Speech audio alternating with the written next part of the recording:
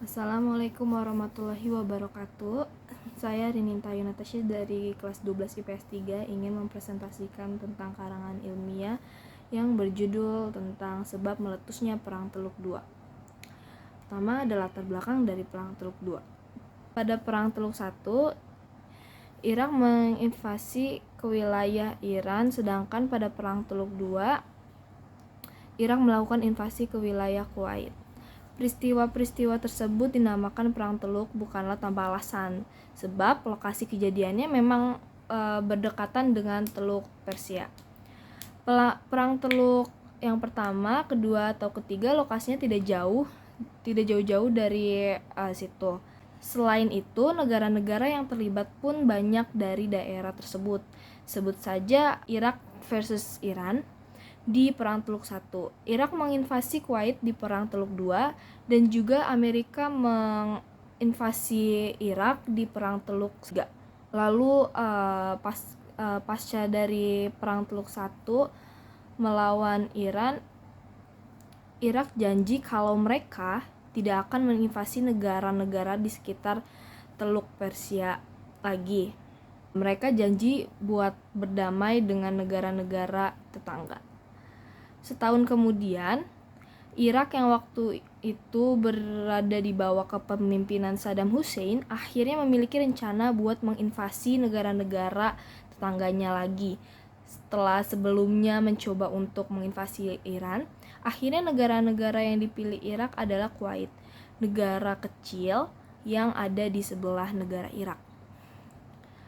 Lanjut, pemilihan Kuwait sebagai target selanjutnya memiliki banyak alasan tersendiri, yaitu pertama, meskipun negaranya jauh lebih kecil dibanding Irak, akan tetapi cadangan minyak buminya Kuwait jauh lebih banyak. Makanya mereka berniat untuk mengambil itu. Kedua, kehancuran ekonomi Irak pasca Perang Teluk I dengan Iran. Selain itu, Saddam Hussein juga punya banyak hutang ke Kuwait setelah perang dengan Iran dan marah ketika ditagih. Ketiga, Saddam Hussein mengeklaim bahwa kalau wilayah Kuwait itu merupakan wilayah Irak secara historis yang melepaskan diri. Jadi dia menutupi masalah invasi dengan berdalih seperti itu karena dia merasa itu hal yang wajar. Setelah diskusi panjang oleh pemerintahan Irak, mereka memulai invasi ke Kuwait pada tanggal 2 Agustus 1990. Dan dalam waktu beberapa hari saja, Kuwait berhasil dikuasai oleh Irak yang menandai terjadinya Perang Teluk II. Kuwait mudah dikalahkan karena jumlah pasukan mereka kalah jauh dibanding pasukan Irak. Dilansir dari BBC, Kuwait hanya mempunyai pasukan sekitar 20.000 tentara yang membuat mereka tidak bisa melawan saat serangan Irak datang. Berbanding balik dengan Irak yang mengerahkan lebih dari 100.000 pasukan pada perang ini. Jumlah itu sendiri dari 4 divisi elit pengawal Republik Irak serta unit pasukan khusus yang dipersenjatai dengan 700 tank. Kedua ada intervensi PBB di Perang Teluk II. Invasi yang dilakukan oleh Irak kepada Kuwait ternyata menarik perhatian dunia internasional. Salah satunya Perserikatan Bangsa-Bangsa atau yang dikenal itu PBB. Pada Januari 1991, PBB menegur keras tindakan yang dilakukan oleh Irak. PBB meminta Irak untuk cepat-cepat minggat dari Kuwait atau cepat-cepat pergilah dari Kuwait. Alasan keterlibatan pihak asing dalam Perang Teluk II ini itu karena menurut mereka invasi sudah bukan lagi tren dalam politik internasional, khususnya setelah peristiwa Perang Dingin. Kemudian, ultimatum pun diberikan oleh Dewan Keamanan PBB kepada Irak supaya mereka bisa pergi dari Kuwait. Kalau Irak tidak mau, PBB di bawah pimpinan Amerika Serikat serta gabungan pasukan dan gabungan pasukan dari beberapa negara akan membebaskan Kuwait dari Irak. Karena Irak di bawah kepemimpinan Saddam Hussein sangat keras kepala dan tidak mau pergi dari Kuwait. Alhasil, pasukan multinasional dari PBB pun terpaksa datang dan ikut berperang. Serangan militer dari tentara multinasional ini pun terkenal dengan nama Operasi Desert Storm yang dipimpin oleh Jenderal Colin Powell. Operasi ini berhasil masuk ke Kuwait lewat darat, air maupun udara. Melihat PBB ikut campur dalam invasi Saddam Hussein, tidak serta-merta langsung menyerang mereka secara frontal. Menariknya, beliau malah menyerang wilayah lain yang tidak ikutan perang sama sekali, yaitu Israel dan Arab Saudi. Akan tetapi, serangan yang dilancarkan oleh Saddam Hussein itu bukanlah tanpa tujuan. Beliau memilih menyerang Israel dan Arab Saudi karena ingin menuduh kalau kedua negara tersebut merupakan penyebab kehancuran atau kericuhan dari peperangan yang terus terjadi di tanah Arab atau Timur Tengah. Selain itu, kedua negara tersebut juga dianggap sebagai antek-antek negara Barat untuk mengeksploitasi kekayaan alam yang ada di Timur Tengah serta memojokkan Islam dalam perpolitikan internasional. Maka dari itu, Saddam menyerang mereka dengan harapan negara-negara Islam lain akan ikut mendukungnya untuk mengusir Israel dari tanah Palestina serta membasmi Arab Saudi yang diduga sebagai antek negara Barat untuk melindungi Israel.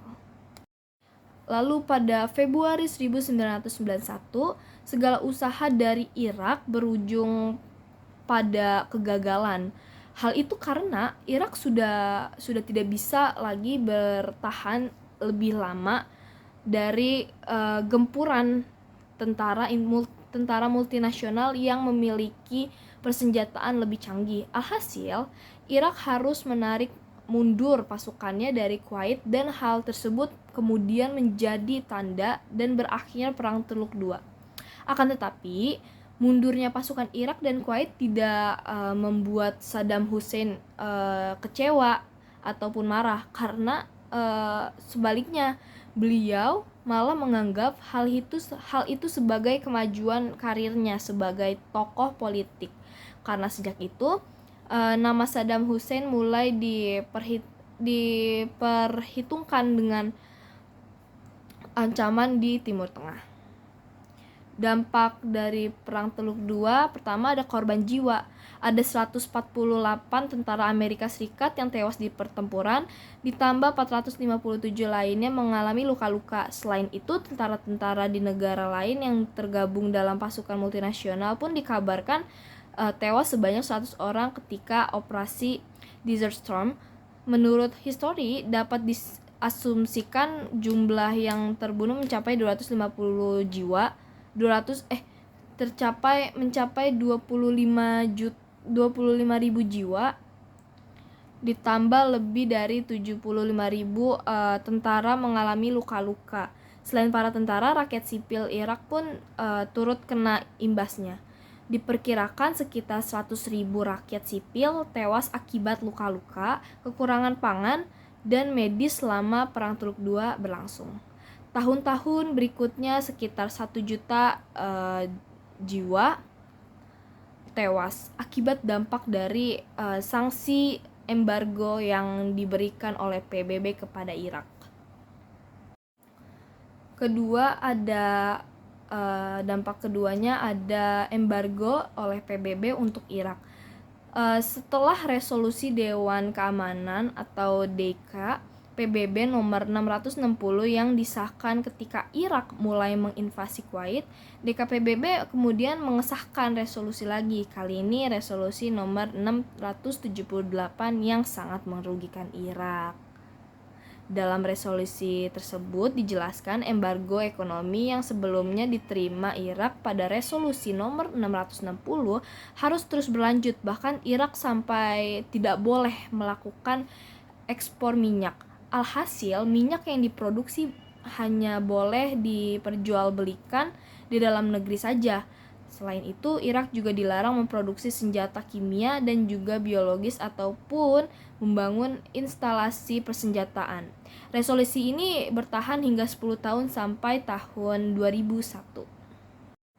Ketiga, ada kehancuran ekonomi. Diperkirakan Irak merupakan negara dengan dampak ekonomi yang paling parah.